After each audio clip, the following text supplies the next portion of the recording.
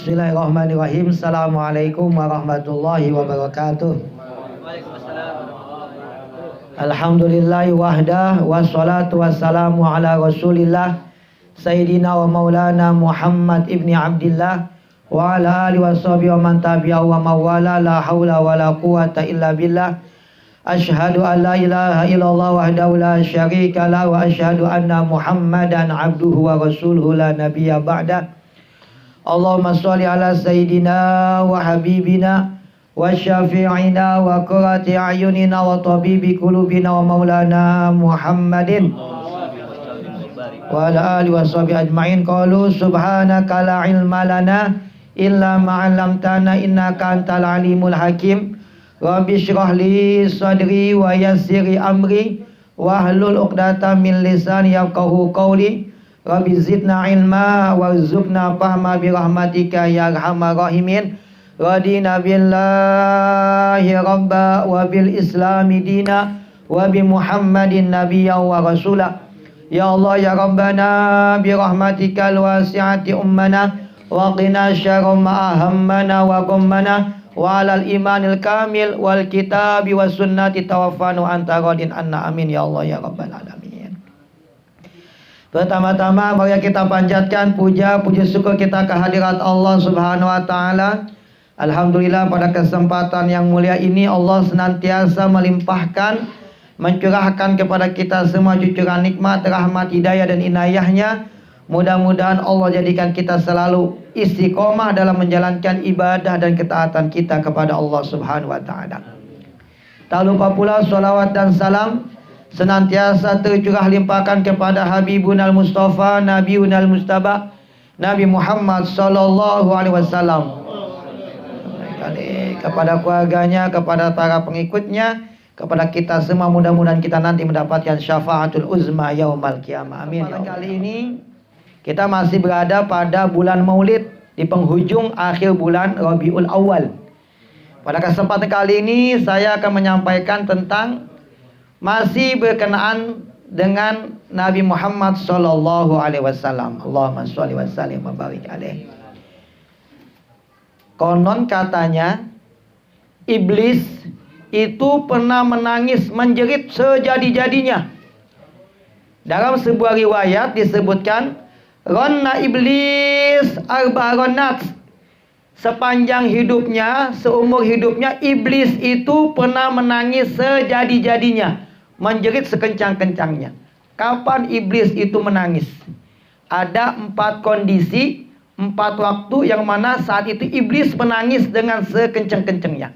Yang pertama, hina lu'ina, ketika ia pertama kali dilaknat, menjadi makhluk yang terlaknat. Ketika diperintahkan sujud kepada Adam, dia nggak mau, maka Allah pun melaknatnya. Ini yang pertama, ketika iblis Allah laknat, maka ia pun menangis sejadi-jadinya.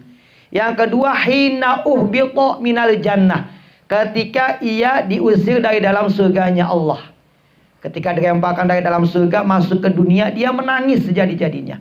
Yang ketiga, hina wulida Rasulullah sallallahu alaihi wasallam, ketika malam lahirnya Rasulullah sallallahu alaihi wasallam. Karena Rasul itu dianggap sebagai musuh besarnya, manusia yang sangat menghalangi daripada kerjanya iblis. Satu-satunya manusia yang menjadi penghalang iblis untuk menggoda dan menyesatkan manusia. Maka ketika Rasulullah lahir ke dunia, iblis menangis sejadi-jadinya. Yang keempat, hina awal nuzuli suratil Fatihah, ketika awal turunnya surat Al-Fatihah. Maka disebutkan iblis itu menangis 4 keadaan. Ketika ia dilaknat, ketika ia diusir dari surganya Allah, ketika pertama kali turunnya suratul Fatihah, dan yang keempat ketika lahirnya Nabi Muhammad sallallahu alaihi wasallam. Allahumma sholli wa sallim baik alaihi.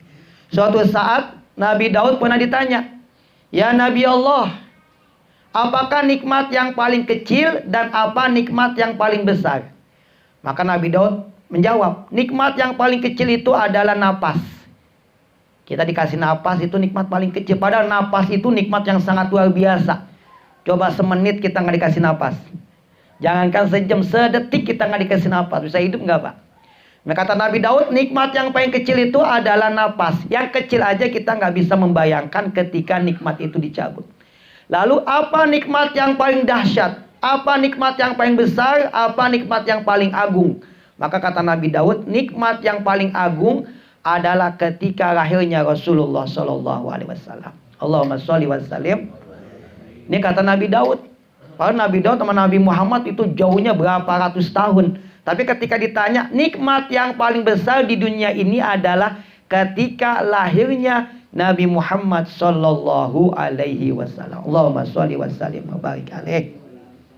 Maka kita sebagai umatnya, sebagai pengikutnya, mesti bangga menjadi umat Rasulullah.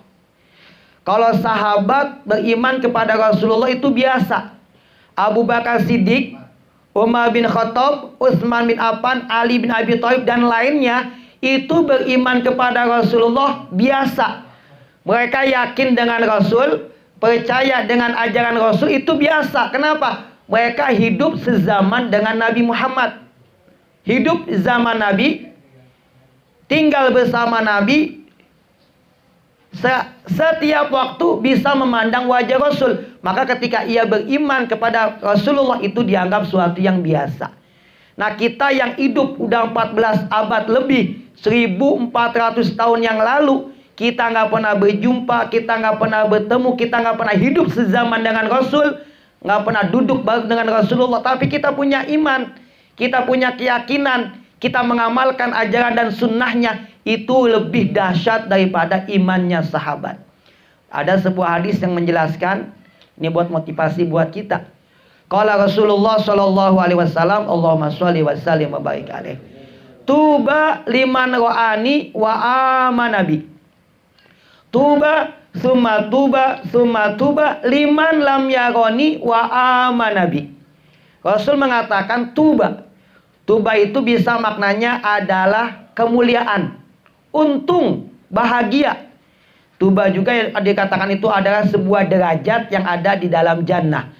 Tuba juga dikatakan itu adalah, tuba maknanya adalah pohon yang tumbuh di tengahnya surganya Allah.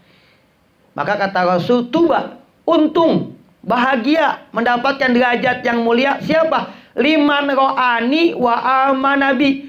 Orang yang memandang wajahku, orang yang pernah melihat wajahku, kemudian ia beriman kepadaku. Kata Rasul cuma mendapatkan satu tuba, satu derajat, satu kemuliaan, satu keuntungan. Siapa? Yang hidup pada zaman Rasul, yang pernah mandang wajah Rasul, pernah melihat wajah Rasul, kemudian ia beriman kepada Rasul. Kata Nabi Muhammad cuma mendapatkan satu tuba, satu keuntungan atau kemuliaan.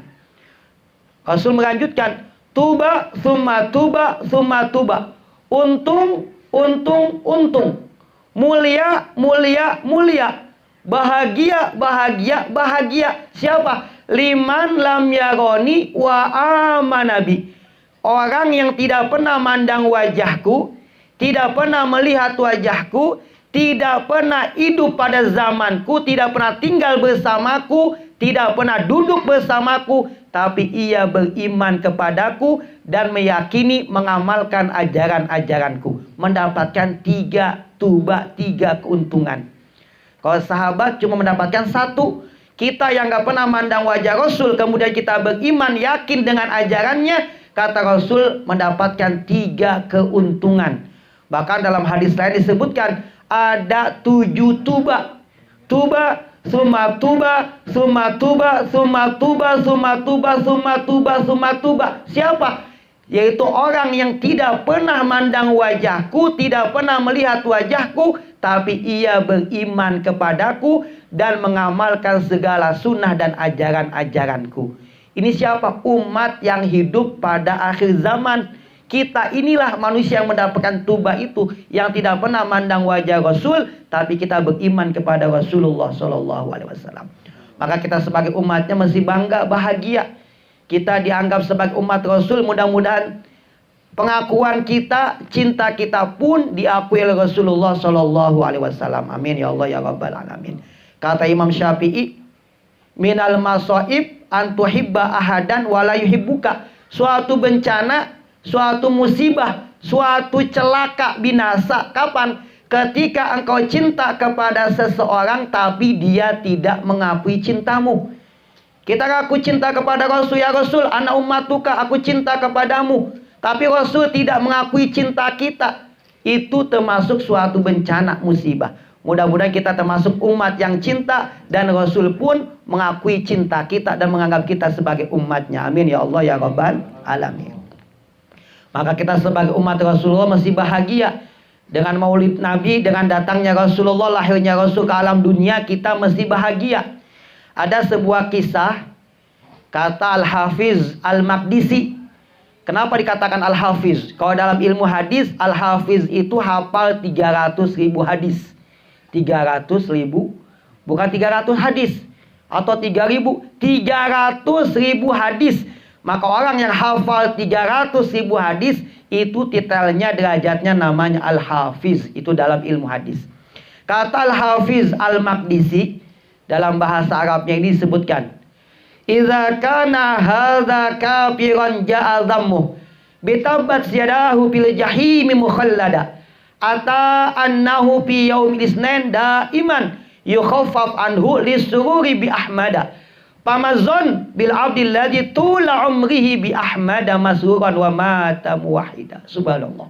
Kalau kita paham ini maknanya luar biasa. Ada paman Nabi yang sangat benci, siapa namanya? Tabat yada abi lahabiu. Dalam Quran ada namanya Al-Lahab, surat Al-Lahab. Abu Lahab. Kenapa namanya Abu Lahab? Abu itu bapak, Lahab itu api yang nyala-nyala. Bapak api yang menyala, api yang bergejolak.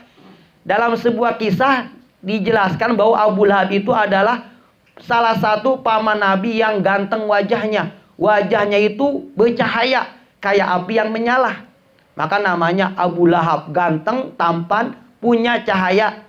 Tapi bukan cahaya iman, karena gantengnya itu maka dinamakan Abu Lahab. Nama aslinya Abdul Uzza bin Abdul Muthalib, paman Nabi Muhammad Sallallahu Alaihi Wasallam. Abu Lahab ini paman Nabi yang sangat benci kepada Nabi. Paman Nabi yang sangat zalim, suka menjahati dan menyakiti Nabi. Sepanjang usianya sampai dia meninggal dunia tidak pernah berbuat baik kepada Nabi. Suka menghalangi dakwah Nabi, suka zalim kepada Nabi, fitnah, berbuat aniaya kepada Nabi. Tapi ada satu kebaikan yang pernah dilakukan Abu Lahab. Apa kebaikan Abu Lahab ini? Lamma basyarathu Suwaibah bimilad ibni akhihi Muhammad bin Abdillah a'taqoha min sa'atih fajuzia bidzalika lidzalika. Dia punya budak wanita, budak perempuan namanya Suwaibah. Suwaibah al-Aslamiyah. Ketika Suwaibah datang kepada Abu Lahab, wahai tuanku, kamu punya adik ipar, Aminah. Aminah telah melahirkan anak laki-laki, namanya Muhammad bin Abdillah. Ketika ia dapat berita bahwa adiknya Aminah telah punya anak laki-laki ini, maka ia bahagia, senang, gembira dengan lahirnya Muhammad. Maka salah satu manusia yang bahagia, gembira menyambut lahirnya Muhammad, salah satunya adalah Abu Lahab. Karena saking senangnya, saking gembiranya, saking bahagianya, maka budaknya yang bernama Suwaibah al-Aslamiyah pun dibebaskan, dimerdekakan sebagai bentuk kebahagiaannya dengan lahirnya Muhammad Sallallahu Alaihi Wasallam. Padahal dia termasuk paman yang sangat benci setelah itu. Tapi pertama kali Rasul lahir ke dunia, dia salah satu manusia yang sangat bahagia menyambut lahirnya Rasul. Dan ia punya budak, budaknya seketika dibebaskan sebagai luapan cintanya kepada lahirnya keponakannya itu. Nah, ketika Abu Lahab, singkat kata, Abu Lahab ini meninggal dunia. Seumur hidupnya nggak pernah berbuat baik, baiknya cuma satu, senang dengan lahirnya Muhammad. Nah, ketika Abu Lahab meninggal dunia, ada namanya Abdullah bin Abbas. Malamnya Abdullah bin Abbas mimpi. Di dalam mimpinya itu Abdullah bin Abbas melihat Abu Lahab. Dan Abdullah bin Abbas berkata kepada Abu Lahab, Ya Abu Lahab, apa yang terjadi pada dirimu setelah engkau meninggal dunia? Kata Abu Lahab, aku dalam keadaan yang sangat tragis, menyakitkan. Tapi aku mendapatkan satu kebaikan. Tidak ada satu kebaikan yang aku dapatkan setelah aku meninggal dunia. Cuma ada satu kebaikan yang Allah berikan kepadaku. Apa? Setiap malam Senin, aku diringankan azab untukku.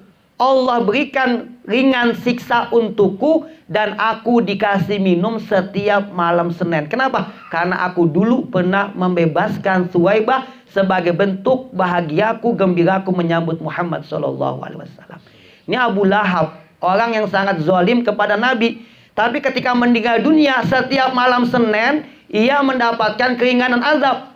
Allah kasih minum, itu dari jari-jarinya itu keluar air. Min baini asabihi, dari jari-jarinya itu keluar air, dia bisa minum dan dikasih ringan azab. Itu adalah balasan bagi manusia yang bahagia menyambut Rasulullah. Ini Abu Lahab yang sangat zalim kepada Nabi mendapatkan keringanan azab, mendapatkan dispensasi kemuliaan. Apalagi kita umat Rasulullah yang sepanjang waktu, sepanjang usia kita, setiap waktu kita selalu bahagia dengan lahirnya Rasulullah SAW. Kalau Abu Lahab aja mendapatkan kemuliaan, mendapatkan keringanan azab, bagaimana dengan kita yang sepanjang waktu kita selalu bahagia dengan lahirnya Rasulullah SAW. Allahumma sholli wa sallim wa barik alaihi wa ala alihi. Ini sebagai bentuk motivasi buat kita. Mudah-mudahan kita termasuk umat yang cinta kepada Rasul. Sepanjang hidup kita, kita menyambut lahirnya Rasul dengan penuh kebahagiaan. Karena kita bahagia bukan cuma Rabiul Awal doang. Sepanjang waktu, sepanjang tahun kita mesti bahagia dengan adanya Rasulullah SAW. Habib Lutfi bin Yahya Pekalongan pernah ditanya, buat apa sih kita ngadain maulid? Apa jawaban beliau? Kita ngadain maulid adalah sebagai bentuk syukur nikmat kepada Allah. Sebagai bentuk syukur kita atas nikmat yang sangat luar biasa. Kenapa? Karena dengan lahirnya Nabi Muhammad kita bisa mengenal Allah. Dengan lahirnya Muhammad kita bisa mengenal Islam. Dengan lahirnya Muhammad kita bisa mengenal akhlak. Tanpa Rasulullah kita nggak bisa mengenal Allah. Tanpa Rasul kita tidak akan pernah mengenal Islam. Tanpa Rasul kita tidak akan pernah mengenal akhlak yang mulia. Maka dengan lahirnya Rasul ini sebagai bentuk syukur kita atas lahirnya Nabi Muhammad Sallallahu Alaihi Wasallam. Allahumma sholli wa sallim wa barik alaih. Dalam hadis qudsi disebutkan, laulaka ya Muhammad lama khalaqtul aflaq. Laulaka ya Muhammad lama khalaqtul aflaq. Kalau seandainya bukan karenamu ya Muhammad, ini kata Allah, kalau bukan karena dirimu ya Muhammad, lama khalaqtul aflaq. Aflaq, falak. Aku tidak akan pernah menciptakan alam semesta. 7 lapis langit, 7 lapis bumi dengan segala isinya. Arsy, kursinya Allah. Surga dengan segala kenikmatan. Makhluk, manusia, malaikat, jin semua. Tidak akan ada langit bumi dengan segala isinya kalau tidak ada Nabi Muhammad Sallallahu Alaihi Wasallam. Maka kita sebagai umatnya mesti bahagia. Bukan hanya ketika bulan Maulid, sepanjang waktu, sepanjang tahun, sampai kita meninggal dunia, kita mesti bahagia, bangga menjadi umatnya Rasulullah Sallallahu Alaihi Wasallam. Allahumma sholli wa sallim wa barik alaihi. Rasul itu nabi yang sangat peduli kepada umatnya. Nabi Muhammad adalah nabi yang sangat peduli, perhatian, sayang kepada umatnya. Apa contohnya? Nabi Muhammad itu tidak mau menggunakan doa untuk dirinya. Ketika di Taif, Nabi Muhammad disakiti, dizolimi, dilempari batu sampai giginya patah. Pelepisnya itu berdarah, penuh dengan darah, sampai penuh dengan darah. Ada yang ngomong, ya Muhammad, ya Rasulullah, ya Nabi Allah, doalah kepadaku supaya Allah memberikan azab kepada manusia yang terdurhaka kepadamu, kepada umat yang telah berbuat zalim kepadamu. Nabi Muhammad tidak mau membalasnya dengan sumpah, dengan doa yang membuat mereka menjadi celaka. Kata Rasul dalam hadisnya, Inna likulli nabiyyin da'watan mustajabah. Wa inni qad khabatu da'wati syafa'atan li ummati yaumal qiyamah. Setiap nabi punya doa mustajab yang sudah digunakannya ketika di dunia. Nabi Adam doanya sudah digunakan. Rabbana zolamna anfusana wa ilam taghfirana wa tarhamna lanakunanna minal. Ini doa untuk dirinya. Allah menerima taubatnya. Nabi Yunus doa untuk selamat daripada ikan nun. 40 hari 40 malam. La ilaha illa anta subhanaka inni kuntu minaz zalimin. Selamat keluar daripada ikan nun. Nabi Musa ketika akan dikejar Firaun, akan dibunuh sama Firaun dengan bala tentaranya, menggunakan doanya untuk keselamatannya dan juga pengikutnya. Apa doanya? Allahumma lakal hamdu wa ilaikal mustaka wa antal musta'an la haula wa la quwwata illa billah. Doa Nabi Musa, Musa pun selamat. Nabi Adam, Nabi Musa, Nabi Ibrahim ketika dimasukkan ke dalam api, apa doa yang beliau baca? Hasbunallah wa ni'mal wakil, ni'mal maula wa ni'man nasir. Allah sebaik-baiknya penjaga, Allah sebaik-baiknya penolong, Allah sebaik-baiknya pelindung. Ketika dibaca ini doa, tidak ada satupun rambutnya yang terbakar oleh api, tidak mempan dengan api. Ini doa Nabi Ibrahim, digunakan untuk keselamatan dirinya. Nabi Muhammad dalam keadaan terdesak, terjepit, hampir saja meninggal dunia karena dizalimi sama penduduk Taif. Ketika ia diperintahkan doa, beliau tidak mau doa untuk keselamatan dirinya. Apa kata Rasul? Doa ini aku simpan untuk kujadikan syafaat buat umatku nanti pada hari kiamat. Subhanallah. Doanya disimpan buat kita. Doanya tidak digunakan untuk keselamatan dirinya, bukan untuk dirinya pribadi, tapi doa yang mustajab itu dia simpan untuk dijadikan syafaat buat kita nanti pada yaumal qiyamah. Rasul sangat peduli kepada kita. Tiap malam bangun tahajud sampai kakinya bengkak. Ngapain? Tahajud, setelah tahajud doa 5 jam buat kita. Allahumma ighfir ummati ma qaddamat wa ma akharat wa ma alanat wa ma asarat. Ya Allah, ampunilah semua dosa-dosa umatku. Dosa yang lalu, dosa yang akan datang. Dosa yang tampak ataupun dosa yang tersembunyi. Rasul tiap malam tahajud doa, mendoakan kita selaku umatnya. Padahal Rasul belum kenal dengan kita, nggak kenal kita, tapi Rasul 14 abad yang lalu peduli dan selalu mendoakan kita. Suatu saat Rasul ngumpulin sahabat-sahabatnya. Rasul bertanya, man a'jabul khalqi imanan? Wahai sahabatku, siapakah makhluk yang paling mengagumkan imannya? Kata sahabat, yang mengagumkan imannya adalah malaikat. Pantas malaikat punya iman yang mengagumkan. Kenapa? Malaikat adalah makhluk yang paling dekat dengan Allah. Maka pantas dia makhluk yang memiliki iman yang paling mengagumkan. Tidak punya nafsu, nggak punya syahwat. Bukan malaikat makhluk yang paling mengagumkan imannya. Lalu siapa? Kata sahabat, yang mengagumkan itu adalah nabi-nabi. Kata Rasul, juga bukan nabi. Kalau nabi biasa. Kenapa? Dia makhluk yang paling dekat, manusia yang paling dekat dengan Allah ya nabi. Dapat wahyu, dapat perintah langsung daripada Allah. Bukan nabi, makhluk yang paling mengagumkan imannya. Kata sahabat, ya kami sahabat-sahabatmu, karena kami hidup pada zamanmu, membantu perjuanganmu, berkorban untuk agamamu. Kata sahabat, kata Rasul, bukan kalian juga makhluk yang paling mengagumkan imannya. Bukan malaikat, bukan nabi, bukan sahabat. Kata Rasul, makhluk yang paling mengagumkan imannya adalah allazina lam yarawni walakinnahum yu'minuna bi. Yaitu umat yang tidak pernah memandang wajahku, tidak pernah melihat wajahku, tidak pernah hidup pada zamanku, tapi mereka beriman kepadaku. Itu adalah makhluk yang paling mengagumkan imannya. Siapa? Kita yang hidup di akhir zaman. Kita nggak pernah ketemu Rasul, tapi kita beriman kepada Rasul, cinta kepada Rasul. Maka kata Rasul, kita adalah makhluk yang paling mengagumkan imannya. Mudah-mudahan kita bisa menjaga cinta Rasul ini sampai kita meninggal dunia. Kata Rasulullah, la yu'min ahadukum hatta akuna ahabba ilaih min waladihi wa walidihi wan nasi ajmain.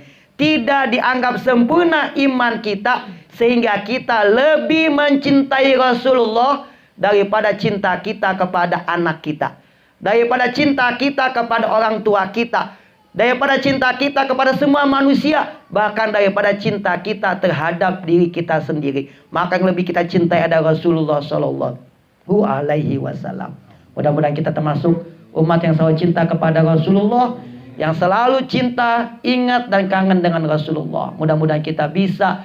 Di dunia kita nggak pernah bertemu Rasul, mimpi juga belum pernah mimpiin. Mudah-mudahan nanti di akhirat kita bisa bersandingan menatap wajah mulia Rasulullah Sallallahu Alaihi Wasallam. Amin ya Allah ya Rabbal Amin. Mungkin ini saja bisa disampaikan.